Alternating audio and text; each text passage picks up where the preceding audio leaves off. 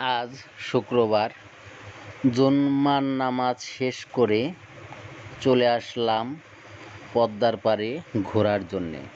এসে দেখি ছোট ভাই বিরাদার ট্রলার ভাড়া করে পিকনিকে যাচ্ছে।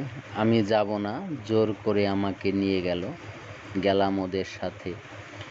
যাওয়ার পরে বাসা থেকে রান্নাবাড়া করে নিয়ে ট্রলারে গিয়েছিল। ট্রলারে সারাদিন ঘোরার পরে সন্ধ্যাবেলা সবাই একসাথে বসে খাওয়া দাওয়া শেষ করে তারপরে ঘুরতেছিলাম। অনেকক্ষণ ঘোরার পরে দেখি অন্ধকার হয়ে গেছে, চারিদিকে আর কিছু দেখা যাচ্ছে না। তাই ঘোরাফেরা করে নদী পথে ঘুরতে ঘুরতে অনেক রাত হয়ে গেল।